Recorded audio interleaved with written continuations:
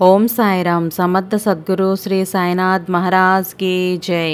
మన సాయి కుటుంబ సభ్యులందరికీ కూడా నమస్కారం అండి. అందరూ కూడా సుఖంగా, సంతోషంగా, ఆరోగ్యంగా బాగుండాలని మనస్ఫూర్తిగా కోరుకుంటూ ఈరోజు వీడియోలో బాబా గారు ఏం చెప్పబోతున్నారు అని అంటే, తల్లి, కోట్లు ఇచ్చినా కొనలేని వైభోగం నీ జీవితంలో రాబోతుంది బిడ్డ. నా మీద నమ్మకంతో నువ్వు నా చేయిని తాకు తల్లి అని చెప్పి బాబా గారు ఈరోజు ఒక అద్భుతమైనటువంటి సందేశాన్ని మన అందరి కోసం అందిస్తున్నారు తల్లి. ప్రతి ఒక్కరూ కూడాను మన కష్టాలు ఎన్ని ఉన్నా సరే అవి పక్కన పెట్టి ఈరోజు బాబా గారు ఏం సందేశం ఇవ్వబోతున్నారో దానిని అర్థం చేసుకోవడానికి బాబా గారి మీద నమ్మకంతో బాబా గారు చేయిని తాకి జీవితంలో ఎన్ని వచ్చినా ఎన్ని పోయినా చిట్ట చివరిగా మన తోడుగా నిలబడేదే ఆ భగవంతుడు ఒక్కడే కాబట్టి ఆ భగవంతుడిని నమ్ముకుందాం. ఎప్పుడైతే భగవంతుని మీద నమ్మకంతో ఏ పనులైనా సరే సక్రమంగా బుద్ధి జ్ఞానంతో చక్కటి మనసుతో ఒకరిని నొప్పించకుండా బాధని కలిగించకుండా మన పనుల్ని మనం నిర్విఘ్నంగా పూర్తి చేసుకోగలుగుతాము. ఎలాంటి కోరికలు కలిగినా వాటిని అణుచుకొని భక్తితో దైవం పట్ల భక్తిని శ్రద్ధని వహిస్తూ జీవితంలో ఏదైనా సరే పొందాలి అన్న పట్టుదలని ఎవరినైనా సరే పొంది ఖచ్చితంగా జీవితంలో మంచి స్థాయిలో ఉండాలి అంటే, తల్లి, నువ్వు ఎప్పుడు మనశ్శాంతిని కోల్పోకుండా ఉండాలంటే నీ జీవితంలో జరుగుతున్న సంఘటనలన్నీ గుర్తు చేసుకుంటూ వాటి గురించి మదన పడకూడదు. రేపు జరగబోయే సంఘటన ఎలా ఉంటాయి, ఎలా నా జీవితంలో పరిణామాలకు దారితీస్తుంది అని ఎప్పుడు నువ్వు ఆలోచిస్తూ ఉండాలి. కానీ నీ ఆలోచనల వల్ల మదన పడకూడదు. నీ జీవితాన్ని ఇంకా ఎలా మార్చుకోవాలో ఆలోచిస్తూ ఉండాలి. భయపడుతూ కూర్చుంటావా తల్లి? ఈ సాయి ఉన్నంత వరకు ఎందుకు నీకు దిగులు? ప్రతిరోజు నీకు ఒక సందేశం ఇస్తూనే ఉన్నాను. దాని ద్వారా కాస్తైనా నా బిడ్డ ఊరట కలుగుతుందని ఆశపడుతున్నాను తల్లి. రోజు రోజుకి నీ బాధలు ఎక్కువవుతున్నాయని నీ మనసులో ఆవేదన మొదలవుతుంది కదా తల్లి. నీ చుట్టూ ఉన్న వాళ్ళే నిన్ను ఆవేదనకు గురి చేస్తున్నారు తల్లి. వారి గురించి నువ్వు ఎక్కువగా ఆలోచిస్తున్నావు. అసలు వారు నీ జీవితంలో ఏమీ కాదమ్మా. ఎందుకంటే వారు నీ జీవితంలో శాశ్వతంగా ఉండరు. వారి వల్ల నువ్వు నష్టపోయింది ఇక చాలు. వారి గురించి ఆలోచించటం మానేసేయి. ఇప్పుడు నీ జీవితంలో నీ చుట్టూ ఉన్నవాళ్ళు నీ ప్రేమని కావాలి అని ఎదురు చూసేవాళ్ళు, నువ్వు బాగుంటే చాలు అని కోరుకునేవారు నీ చుట్టూ కొంతమంది ఉన్నారు. అలాంటి వాళ్ళని ఎప్పుడూ కూడాను నువ్వు వదులుకోవద్దు. వారు నీ ప్రేమ కోసమే ఆరాటపడుతున్నారు తల్లి. నీ జీవితంలో ఎన్ని కోల్పోయినా నీకంటూ ఒక వ్యక్తి ఉన్నారు. కానీ ఆ వ్యక్తిని మాత్రం నువ్వు దూరం చేసుకోవద్దు తల్లి. మనస్పర్ధలు అనేవి సహజమే. అవి నువ్వుగా ఆలోచించుకునేటప్పుడే వాటిని దూరం చేసుకో. ఆ తర్వాత అంతా మంచి జరుగుతుంది. ఎలాంటి మనస్పర్ధలు వచ్చినా సరే వాటి వల్ల కలిగే పరిణామాలు చాలా తీవ్రంగా ఉంటాయి. కాబట్టి ఒక్కసారి ఈ సాయి చెప్పిన మాటలు అర్థం చేసుకో. నీ జీవితం సుఖంగా ఉంటుంది బిడ్డ. ఎప్పుడైతే నీ ప్రేమను పొందడానికి ఎదురు చూస్తున్న వ్యక్తి కోసం నువ్వు అలాగా ఆరాటపడుతున్నావో ఆ వ్యక్తి మరలా నీ జీవితంలో రావడానికి ముందంజలో ఉన్నారు. కాస్త ఆలోచింపజేసి తల్లి, నీ బిడ్డల భవిష్యత్తు ఏమవుతుందో అని మదన పడకు. నీకు నేను ఉన్నాను. ఏదో ఒక దారి చూపిస్తాను. ఈరోజు నువ్వు అనుభవిస్తున్న కర్మఫలాలను బట్టి ఈరోజు నువ్వు ఈ కష్టాన్ని అనుభవించవచ్చు. కానీ రాబోయే రోజులలో సంతోషాలకు నీకు ఆపదలు అనేవే ఉండవు. నీ మనసుని ఎప్పుడు సంతోషంగా ఉంచు. చేతనైతే ఇతరులను కూడా సంతోషపెట్టు. అంతేకాని నీ మాటల ద్వారా ఒకరిని ఇబ్బందులకు గురి చేయకు తల్లి.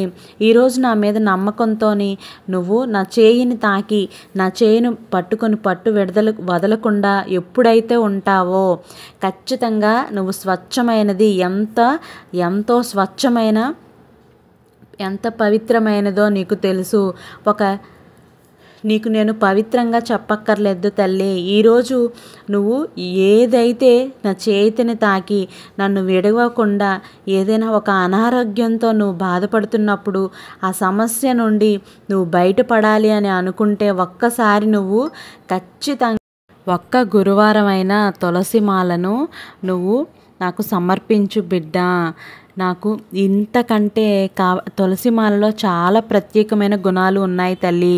వాటిని ఎప్పుడైతే దైవనామస్మరణ చేసుకున్న తర్వాత నువ్వు వాటిని కొన్ని తెంపుకొని తినగలుగుతావో ఆ తర్వాత నీ జీర్ణశక్తి పెరుగుతుంది, నీ ఆరోగ్యం మెరుగుపడుతుంది.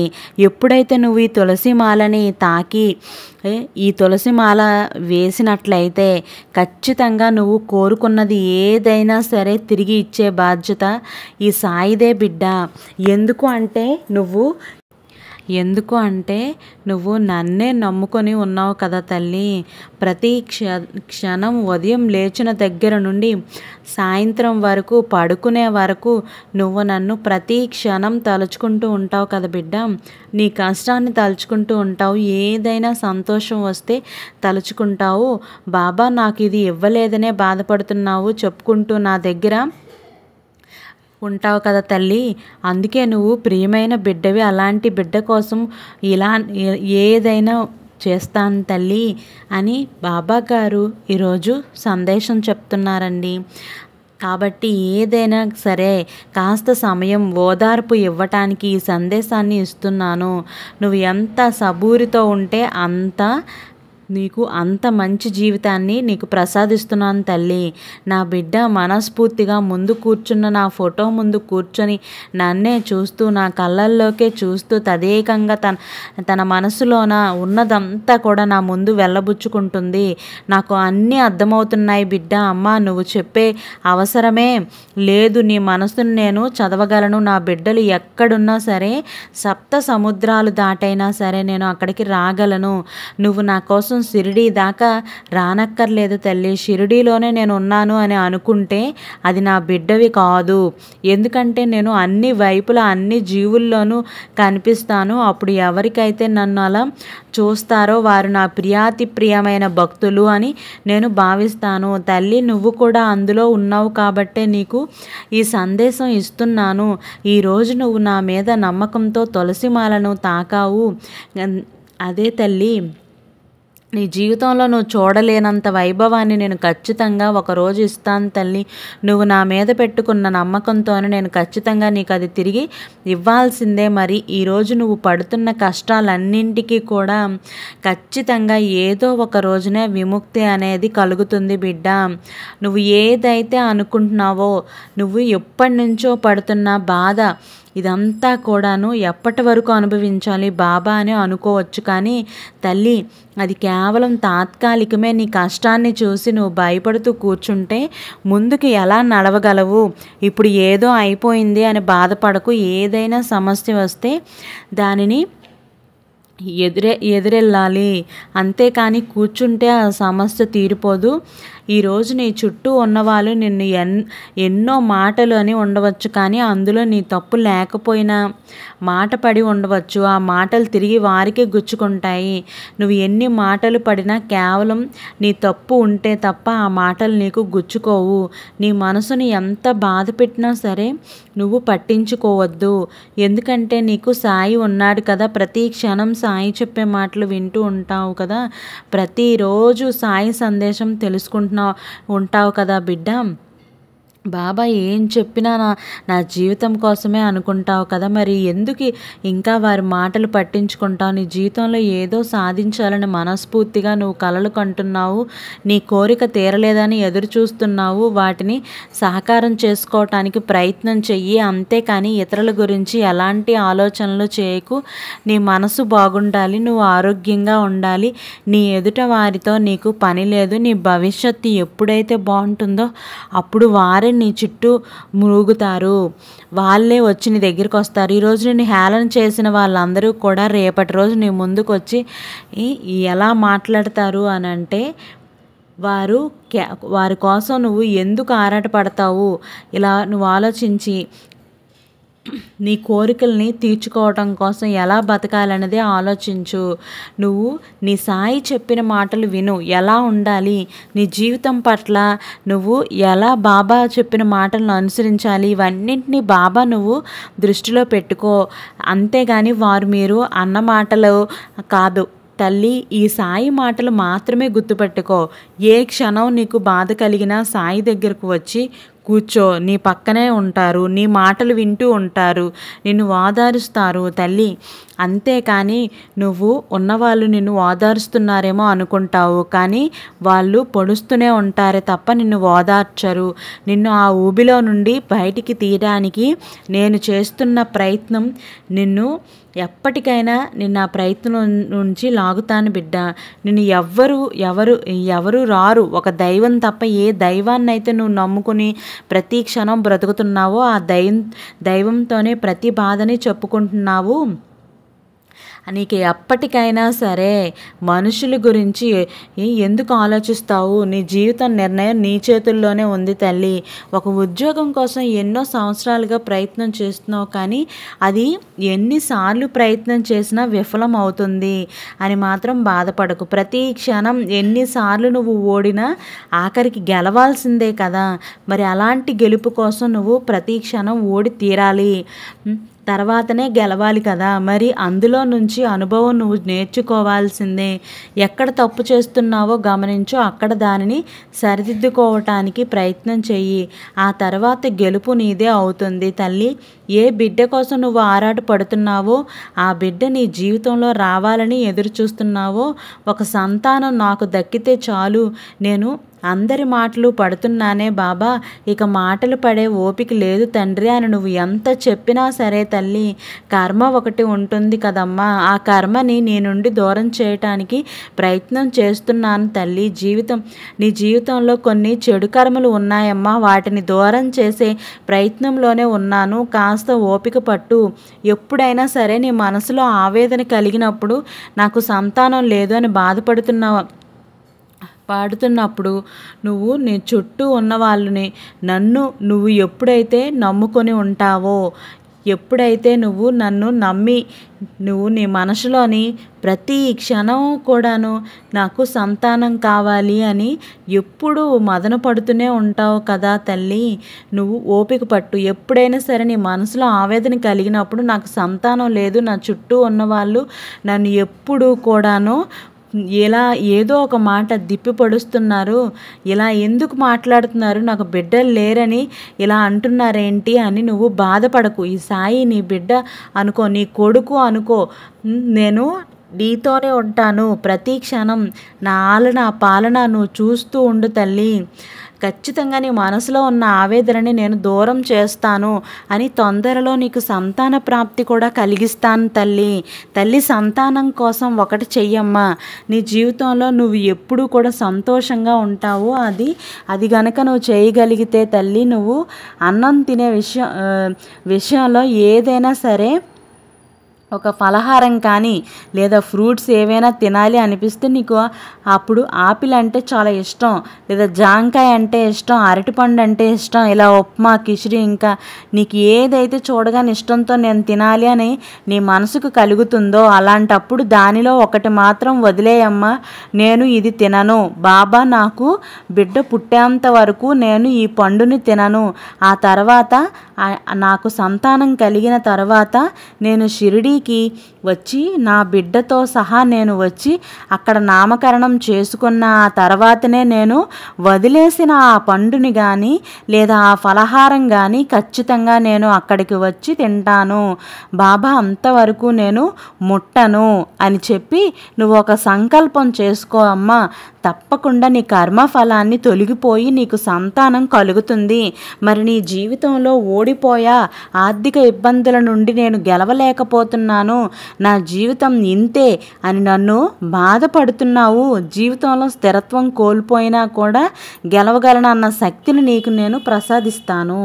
ప్రతిరోజు ₹1 బిల్లను తీసుకొని సాయి మందిరానికి వెళ్ళి సాయి ధ్యానం చేసిన తర్వాత హుండీలో వేసి రామ్మ, లేదంటే ఒక భిక్షగానికి దానం చెయ్యి.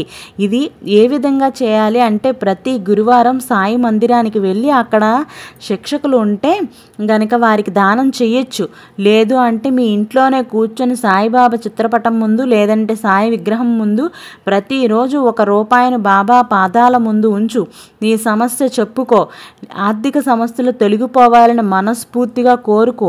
ఆ విధంగా పౌర్ణమి రోజు మొదలు చేసి వచ్చే పౌర్ణమి వరకు ఇలా ప్రయత్నం చేసి ఆ డబ్బులు 30 రోజుల చిల్లరని తీసుకొని 30 కాసులు తీసుకొని సాయి మందిరం వెళ్ళి బిస్కట్గా పిల్లలకి పంచవచ్చు, లేదంటే అనాథలకు దానం చేయొచ్చు, లేదంటే భిక్షకులకు వేయచ్చు, లేదు అంటే ఆ 30 రూపాయలు తీసుకెళ్ళి సాయి మందిరంలో హుండీలో వేయచ్చు. ఇది నీ పాదాల చెంతకు చేరుస్తున్నాను తండ్రి, ప్రతిరోజు శ్రద్ధ సబూరిని మీకు సమర్పించాను అని చెప్పి బాబాగారి పాదాల దగ్గర పూజ చేసుకుని ఆ తర్వాత ఇది బాబాగారి హుండీలో వేసి రావచ్చు.